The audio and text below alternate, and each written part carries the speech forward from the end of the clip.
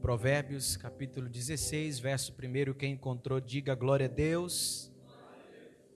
Diz assim: do homem são as preparações do coração, mas do Senhor a resposta da boca. Amém? Vamos todos acompanhar juntos, mais uma vez, ler juntos o verso 1? Vamos acompanhar pelo Data Show, que é melhor, né? 1, 2, 3 e...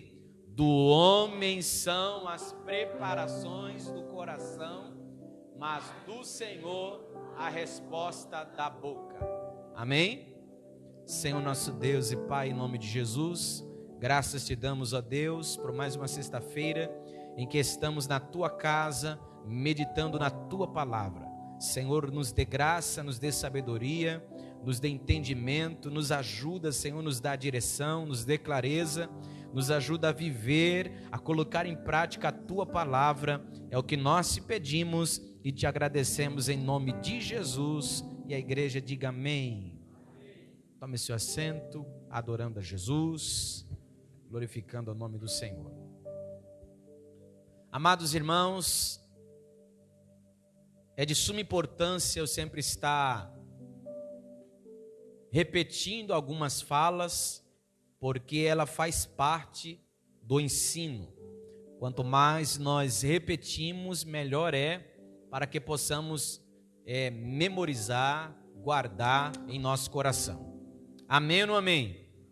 Sabemos que o livro de Provérbios, ele é um livro de conselhos, é um livro de conselhos. Salomão, ao escrever este livro, ele usa uma linguagem de família, expressões de pai com filho, mãe. Nós vamos observar também as expressões do homem com a mulher, marido com a esposa. Nós, do capítulo 10 ao capítulo 15, a qual nós já estudamos, nós vemos que há uma relação dos homens com o seu próximo. Mas do capítulo 16 ao capítulo de número 19, nós vamos observar que fala de uma relação não apenas de homem para com seu próximo, mas do homem para com Deus. Amém? O capítulo 16 do livro de Provérbios, o verso 1, o proverbista ele está dizendo que o homem pode preparar as coisas, ou do homem são as preparações do coração, mas é do Senhor a resposta da boca. Ou seja, a palavra final vem do Senhor. Com certeza,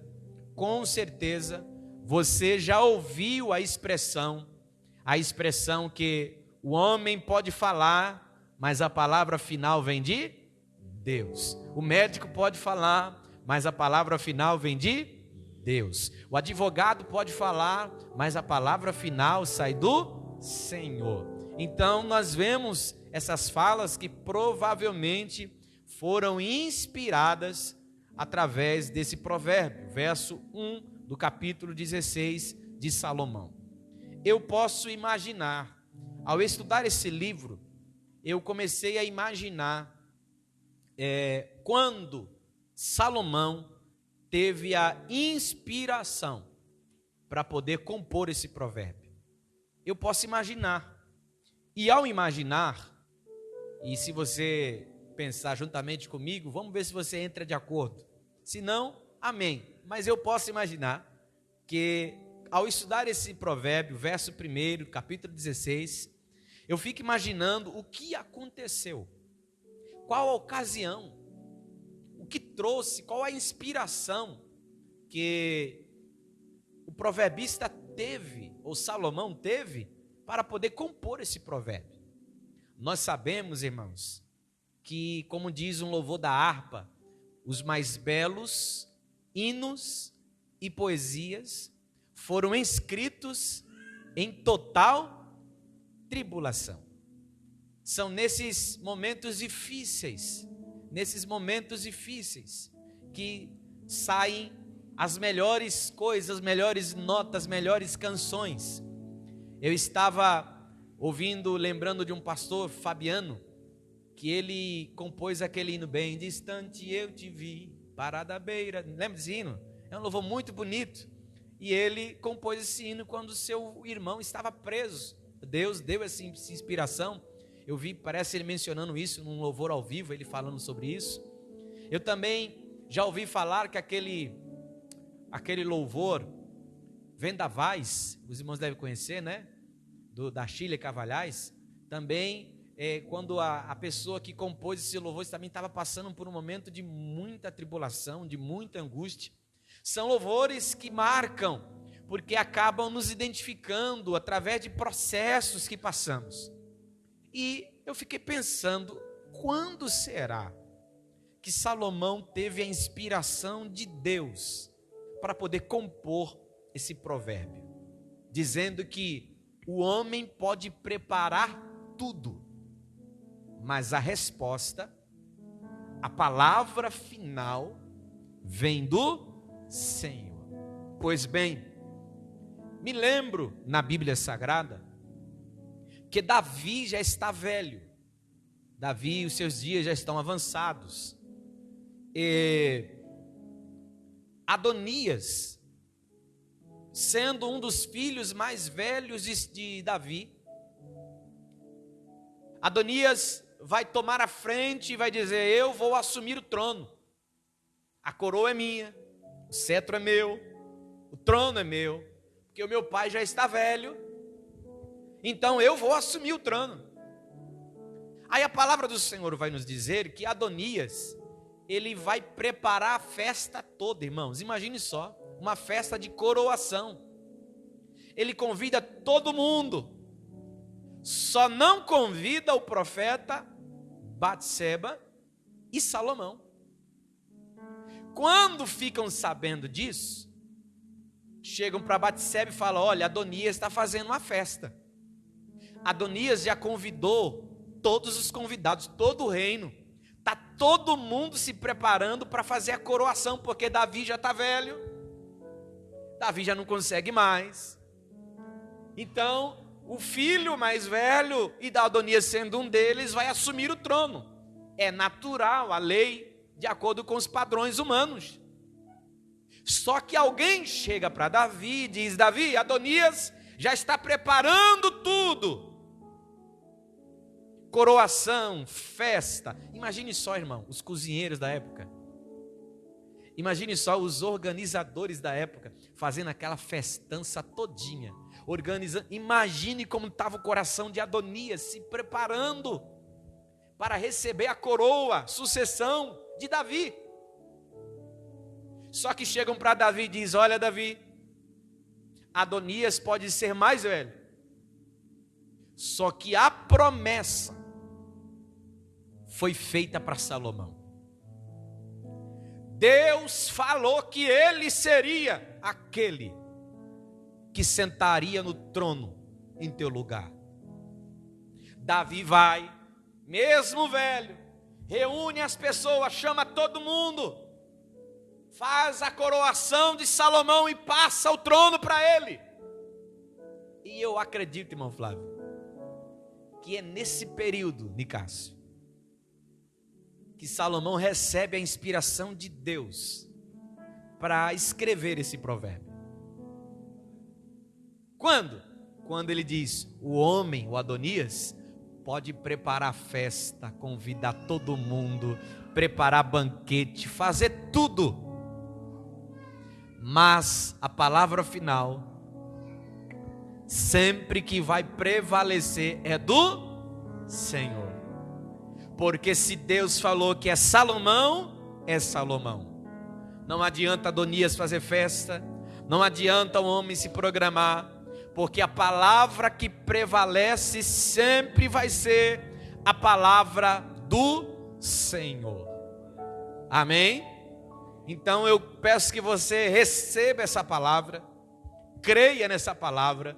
Se Deus falou, irmão, não adianta o que o médico fala, não adianta o que a sociedade fala, não adianta o que o homem fala. Se Deus falou, a palavra que vai prevalecer sempre é a palavra do Senhor.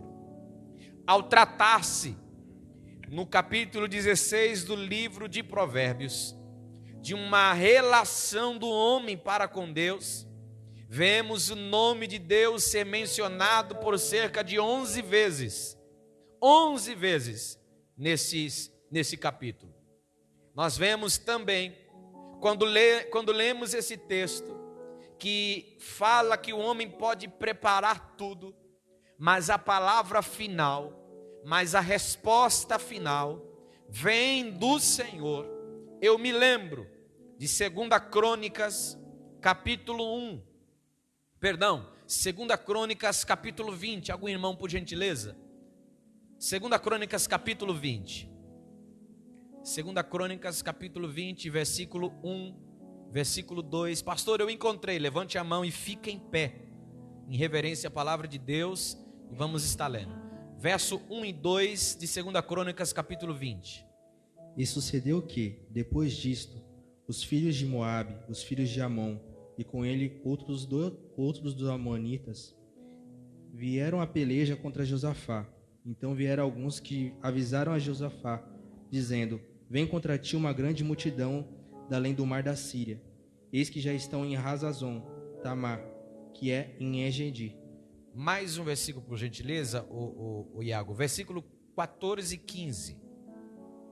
Capítulo 20 de 2 Crônicas. Então veio o Espírito do Senhor no meio da congregação sobre Jaziel, filho de Zacarias, filho de Benaia, filho de Jeiel, filho de Matanias, levita dos filhos de Asaf. E disse: continua? E disse: dai ouvidos a todo Judá, e vós, moradores de Jerusalém, e tu, ó rei Josafá, assim diz o Senhor. Assim o Senhor vos diz: não temais, nem vos assusteis por causa desta grande multidão, pois a peleja não é vossa, mas de Deus. Amém? Pastor, o que isso tem a ver? Tudo a ver. Porque o homem chega para Josafá e diz: olha, a multidão é grande, é uma multidão nunca tão vista para atracar o povo, é multidão gigante e não vamos aguentar. Essa é a fala do homem para Josafá. Mas como Salomão disse, o homem pode dizer tudo, preparar tudo, mas a palavra final vem do...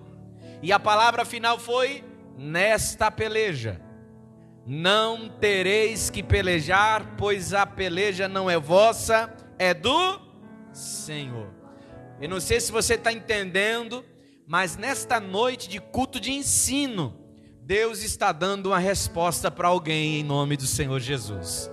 Mais uma referência, Marcos capítulo 5, versículo 35 e 36. Quem encontrar, fique em pé, por gentileza. Nosso irmão Matias vai estar levando o microfone e você vai estar lendo em nome de Jesus. Marcos 5, 35 e 36. Estando ele ainda falando, chegaram alguns do principal da sinagoga, a quem disseram: a tua filha está morta, para que enfadas mais o mestre? E Jesus, tendo ouvido estas palavras, disse ao principal da sinagoga: não temas, crê somente. Amém, meus irmãos? A palavra final vem do... A palavra final vem do... O texto que for lido está falando a respeito de um homem que vai buscar ao Senhor, pedindo a cura para a sua filha. Ele para no meio do caminho, em uma ocasião em que uma mulher com fluxo de sangue aparece, toca na orla das suas vestes, Jesus a atende, Jesus a cura, e a palavra do Senhor diz que nesse período, nesta parada, algumas pessoas chegam para ele e dizem: olha, não precisa mais incomodar o mestre, porque a tua filha está morta. Não precisa mais incomodar o mestre, porque a tua filha está morta. Aí a Bíblia diz assim, ó: e Jesus, ouvindo isso, virou-se para ele e disse: não temas, crê somente, eu irei até lá.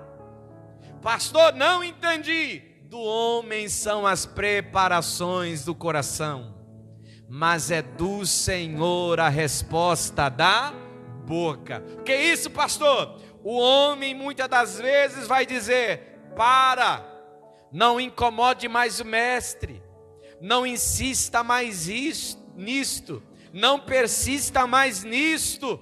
Mas a palavra do Senhor para nós nessa noite é: não temas, crê somente. O Senhor está indo resolver esta situação. Será que você está entendendo que Deus está falando conosco, que pode glorificar ao nome do Senhor nesta noite? Verso de número 2, capítulo 16, diz assim: todos os caminhos do homem são limpos aos seus olhos, mas o Senhor pesa os espíritos. É Deus dizendo através da boca do proverbista que Ele conhece o coração do homem. Mais um verso em destaque desse capítulo. Eu peço que, por gentileza, alguém leia o verso de número 7 e o verso de número 8 do capítulo de número 16 do livro de Provérbios. 7 e 8. Pode ficar em pé e ler em nome de Jesus. 7 e 8, capítulo 16 de Provérbios. Sendo os caminhos do homem agradáveis ao Senhor, até a seus inimigos faz que tenham paz com ele. Melhor é o pouco com justiça do que a abundância de colheita com injustiça. Amém, meus irmãos? Pastor, o que esses versículos quer dizer? Quer dizer que quando Deus está contigo, quando os caminhos do homem são agradáveis ao Senhor, até os seus inimigos faz com que tenham paz com Ele. Que isso, pastor? O inimigo deixa de ser inimigo? Não, inimigo é inimigo. Só que o que acontece? Ele reconhece que mexer contigo nesse momento vai dar ruim. É prejuízo. Não vai dar. Por isso, irmãos, com Satanás não tem bandeira branca. Vai ter fase na sua vida que você vai estar vivendo com Deus, os momentos estão tremendo. E é aí que as pessoas não entendem e baixam a guarda. Só que o inimigo não baixa a guarda. Satanás não levanta bandeira branca, não. Ele sabe que tem hora que não vai dar para atacar, que você vai estar vulnerável. Você lembra do leão que atacou Sansão? A lei da natureza diz que o leão, a tendência dele é atacar sempre aquela presa que está afastada, novinha demais, velha demais. Os pais de Sansão já são idosos.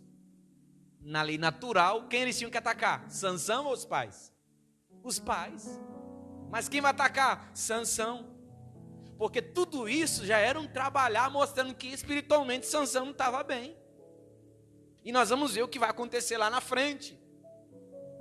Então o inimigo, irmão, não tem esse negócio, não, hoje eu vou dar uma amenizadinha. Irmão, parar de orar, jamais devemos parar de orar. Parar de ler a Bíblia, jamais devemos parar de ler a Bíblia. Parar de vigiar, jamais teremos que parar de vigiar. Porque o inimigo é astuto. Satanás, ele é astuto, ele está aí só esperando o momento para que você baixe a guarda e se infiltre. E o proverbista está dizendo, olha, sendo os caminhos do homem agradáveis ao Senhor, até os seus inimigos faz que tenham paz com ele. Ou seja, é o inimigo recuar, dizendo, não é o momento de poder atacá-lo, porque ele está com o Senhor, e não dá para poder mexer nesse negócio não, senão vai dar ruim para nós. O proverbista, ele continua dizendo, melhor é o pouco com justiça, do que a abundância de colheita com injustiça. Eu não sei se você já ouviu aquela expressão, o pouco com Deus é muito. O pouco com Deus é muito, e o muito sem Deus é nada. É nada. Então o proverbista, ele vai estar dando palavras, conselhos, orientações a respeito disso. E no verso de número 9, ele diz assim, ó, o coração do homem considera o seu caminho, mas o Senhor lhe dirige os passos. Louvado seja o nome do nosso Deus. Este verso, ele está ligado com o verso 25. Alguém pode ler o verso 25? Verso 25 do capítulo 16 mesmo. Verso Há um 25. caminho que parece direito ao homem, mas o seu fim são os caminhos da morte. Amém. Olha, ligado juntamente com ele também, alguém leia Salmo 37, versículo 23. Salmos 37 e o versículo de número 23. Salmos 37, versículo 23. Os passos de um homem bom são confirmados pelo Senhor, e ele deleita-se no seu caminho. Amém, meus irmãos? Então, se você está em Deus, se o Senhor está contigo, fique tranquilo. O Senhor vai direcionar os teus passos. O Senhor vai te direcionar. O Senhor vai confirmar. O Senhor vai te abençoar. O Senhor vai falar. Olha o que diz mais agora, o verso 16.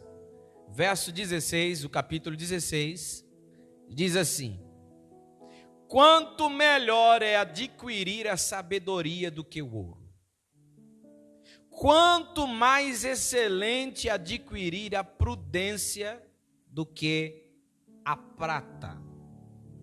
Aí a pergunta que não quer calar: o que vale mais? O que vale mais? Porque nós vemos aqui que há um contraste nesse verso de coisas invisíveis, que não conseguimos ver, e coisas visíveis, como prata e ouro, sabedoria e conhecimento, prudência. São coisas que nós não conseguimos ver a olho nu, mas através de atitudes conseguimos enxergar. Então nós aprendemos através do proverbista que as coisas espirituais sempre vão valer mais do que as materiais. As coisas materiais são passageiras, mas as coisas espirituais são eternas, duradouras. E o proverbista, ele vai continuar dizendo no verso 17, alguém pode ler verso 17? Verso 17, capítulo 16. O alto caminho dos retos é desviar-se do mal. O que guarda o seu caminho preserva a sua alma. Amém? O alto caminho dos retos é desviar-se do mal. O que guarda o seu caminho preserva a sua alma. O que esse versículo está falando, pastor? Está falando da preservação da alma. Ou seja, é o evitar de passar por certos caminhos. É o evitar de fazer certas coisas. Isso nós já falamos. E como é culto de ensino, é sempre bom repetir.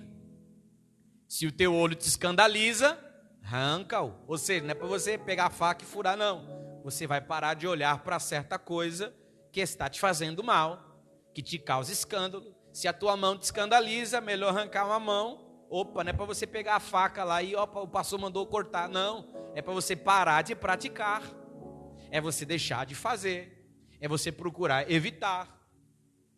Então, esse versículo, esse verso está dizendo para a preservação da alma.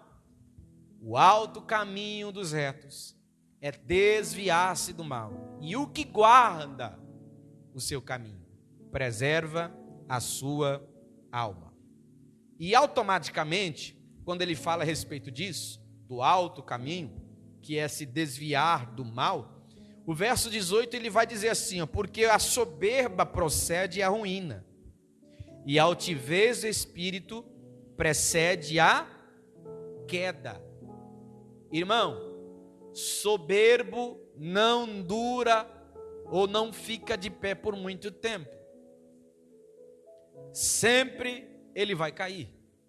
Se você conhecer alguém que é soberba, orgulhosa, você pode ter certeza, a queda é iminente. A queda é iminente. Nós já tivemos um exemplo na história da nossa nação. Um certo presidente chegou a dizer que nem Deus o tiraria da presidência. Se não me falha a memória, ele não conseguiu subir nem a rampa. São pessoas orgulhosas, soberbas. Certa feita, um grande cantor de uma banda bem conhecida mundialmente disse: nós somos mais conhecidos do que o próprio Cristo. Morreu com 3 tiros no peito. A soberba precede a queda. A soberba precede a queda. Certa feita, um querubim ungido, um anjo de luz conhecido como luzeiro, alguns traduziram como Lúcifer. Certa feita, ele vendo-se, olhando para si, viu a sua beleza, e o pecado nasceu no seu coração, o orgulho nasceu no seu coração, e nós conhecemos o que vai acontecer. Vemos de forma rápida a queda dele dos céus. Por quê, pastor? O orgulho causa a queda. Então, meus amados irmãos, eu jamais posso bater no peito e falar assim, ó, eu sou o pregador das galáxias. Jamais. Eu sou o melhor pastor de todos. Jamais. Você não pode dizer, olha, eu sou o melhor obreiro que tem nessa igreja. Você não pode dizer, olha, eu sou a melhor cantora, o melhor cantor dessa igreja. Eu sou o melhor regente, a melhor regente, o melhor músico. Cuidado. O orgulho é algo do inferno, maligno. E não tem um orgulhoso, irmão, que permanece de pé. Não tem. A queda chega. E o proverbista, quando ele diz a respeito da soberba, no verso 19, ele vai dizer, porque melhor é ser humilde de espírito com os mansos, do que repartir despojo com os soberbos. Verso de número 26. Verso de número 26. Alguém pode ler o verso 26? O trabalhador trabalha para si mesmo, porque a sua boca o estimula. Amém? O trabalhador trabalha para si mesmo, porque a sua boca o estiga. Fala de um trabalho egoísta. E tem gente que só pensa nisso, né? É egoísta demais. O verso de número 28. Verso de número 28. Vamos todos juntos ler? Todos juntos ler? 1, 2, 3 e... O homem perverso levanta a contenda.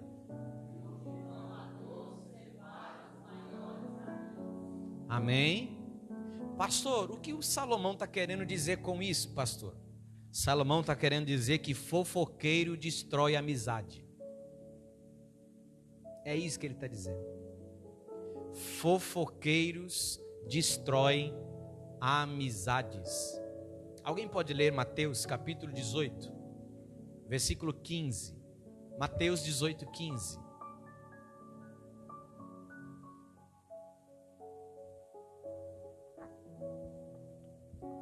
Glória ao nome do Senhor. Ora, Jesus. se teu irmão pecar contra ti, vai e repreende-o entre ti e ele só. Se te ouvir, ganhaste a teu irmão. Amém, meus irmãos? Que a palavra do Senhor está dizendo, olha, se o teu irmão te fez algo, vá até ele. Se o teu irmão te fez algo, não poste no Instagram. Se o teu irmão te fez algo, não poste no status do WhatsApp. Se o teu irmão te fez algo, não poste no Facebook. Se o teu irmão te fez algo, não conte para a vizinha. Se o teu irmão te fez algo, não conte para o vizinho. O que a Bíblia recomenda? Vá até ele, irmão. É a coisa melhor de se resolver. E é aí aonde acaba a fofoca. Fulano de tal. Porque tem um demônio, eu já disse isso aqui, vale repetir. Demônios que atuam dentro da igreja neste século, me disseram, é o primeiro capiroto. Segundo capiroto, fiquei sabendo. Segundo demônio, terceiro demônio, está todo mundo falando. Você pensa que não, irmão? Atua. De vez em quando aparece alguém assim, pastor, se eu precisa fazer algo, se eu preciso tomar uma decisão, se eu preciso fazer algo, porque está todo mundo falando. Só que todo mundo é muita gente, irmão. E muitas das vezes o todo mundo dessa pessoa é apenas a rodinha dos amigos dele. Tem gente que não está nem sabendo. Quantas amizades nós já vimos na caminhada da vida serem desfeitas por causa de fofoca, leve trás, disse-me diz. Eu gosto de Paulo, irmão. Eu gosto de Paulo demais. Não sei se é Corinto, se puder me ajudar aí. Paulo vai falar assim, olha, eu fiquei sabendo por Chloe que está tendo um negócio aí na casa de vocês aí. Na casa de fulano de tal está tendo um negócio. Eu acho legal que Paulo, ele não está falando assim, ó, fiquei sabendo. Não, a irmã Chloe já me falou que está tendo negócio na casa de fulano de tal aí. Vocês precisam se alinhar. Vocês precisam se ajustar. Vocês precisam consertar. Paulo dava nome aos bois. Aí você já percebe que a pessoa tem algo de estranho, quando ela vem falar algo para você, e ela fala assim, mas pastor, não precisa falar. Como é que é? Você já sabe, né? Você já sabe, está com medo de falar. Ó, não precisa falar que fui eu. Imagina, irmão, quem contou isso para Paulo? Paulo que escreveu na carta, não, quem falou foi a irmã Chloe, que vocês estão aí quebrando o pau. Foi a irmã fulana que falou que o negócio está pegando aí. Por quê? Porque tudo tem que ser nas claras. Porque se ele fala assim, ó, me falaram que está tendo coisa na casa aí. Sabe o que vão falar os irmãos lá da igreja? Não, pastor, isso é coisa do diabo, é coisa do inimigo, fofoca. Não está acontecendo nada aqui não, está tudo bem. Está tudo tranquilo. Por isso que o proverbista está dizendo, olha, fofoqueiro acaba com amizades. Destrói amizades. Porque a pior coisa que tem é se eu tenho algo contigo, eu vou ficar contando para A, para B, para C, para D. Aí o irmão que você tem algo, fica sabendo por terceiros que você disse algo. Que isso? Fofoca. Será que você pode dizer para alguém assim, ó, toma cuidado, hein, crente? Toma cuidado. Tome cuidado. Vamos lá. Versículo de número 31. Versículo de número 31. Coroa de honra são as cãs, achando-se elas no caminho.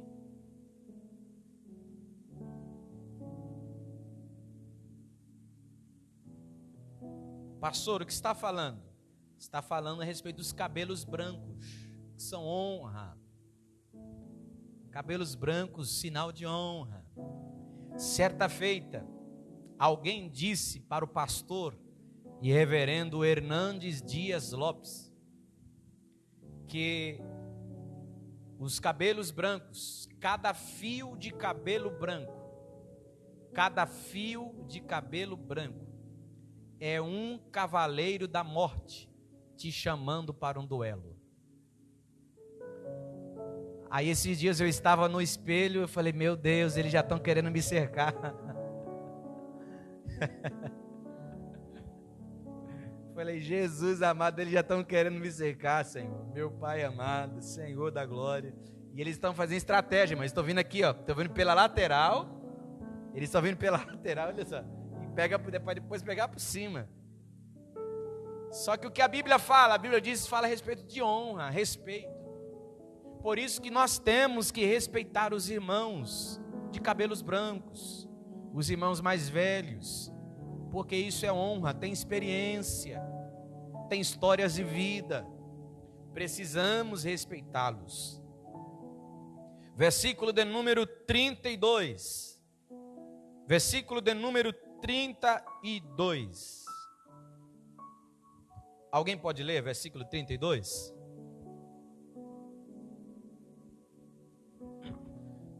Melhor é o homem paciente do que o guerreiro.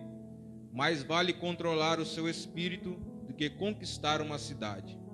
Amém, meus irmãos? Pastor, o que o proverbista está falando aqui? Está falando a respeito do autocontrole.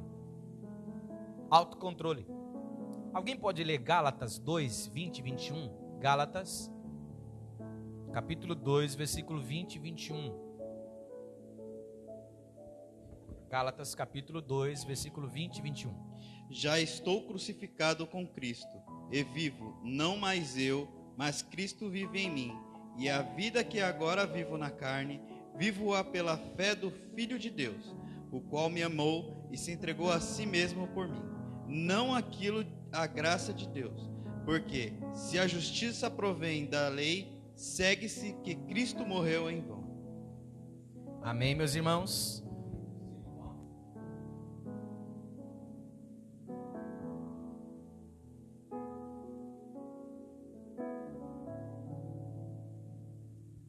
Temos que estar crucificando a carne, mantendo ela ali. E o proverbista ele está dizendo, melhor é o longânimo do que aquele valente. E o que governa o seu espírito do que o que toma uma cidade.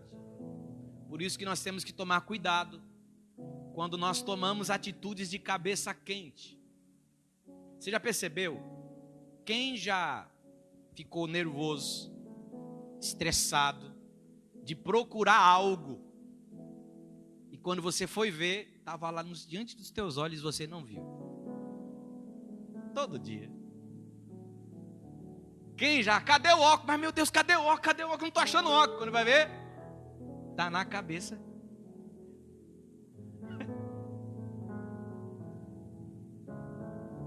Por quê, pastor? Porque quando nós estamos de cabeça quente, nós não conseguimos enxergar certas coisas. A Bíblia diz a respeito de Agar. Ela chega para o menino no deserto e diz, vou deixar o menino aqui para ele morrer e vou ficar longe. Deus ouviu o choro do menino. Deus olhou para ela e disse, mulher, volta, pega o menino, tem água aqui. Tinha uma fonte ali de água. Você não vai ver na Bíblia que Deus fez nascer aquela fonte. A fonte já estava lá. Mas por que ela não viu? Tomando atitude de cabeça quente. Por isso, irmãos, que nós temos que pedir a ajuda do Espírito Santo, para que possamos tomar certas atitudes. Porque se nós tomarmos atitudes de cabeça quente, podemos tomar atitudes erradas. Às vezes a resposta está ali diante de nós, e por nós estarmos de cabeça quente, nós não conseguimos enxergar. Por isso o proverbista está dizendo assim, melhor é o longânimo, melhor é aquele que tem autocontrole do que aquele que sai destruindo toda uma cidade. Na hora do seu furor, na hora da raiva, é melhor ter autocontrole. É melhor eu entender que eu sei crucificar a carne todos os dias. E o proverbista finaliza o capítulo 16 dizendo: a sorte se lança no regaço, mas do Senhor procede toda a sua disposição. Pode colocar NVI aí? Alguém pode ler? Algum irmão que está com a NVI? A Samara, vai lá, Samara, lê aí, Samara. A sorte é lançada no colo, mas a decisão vem do Senhor. Amém, meus irmãos? Pastor, o que esse versículo quer dizer? Com certeza eu vou dizer uma frase aqui, atualizada, tá bom? Na linguagem Vitor Hugo, tá bom? Quem sabe você já veio em um carro, Você já viu uma publicação do Facebook, de internet? O que passou? Nunca foi sorte.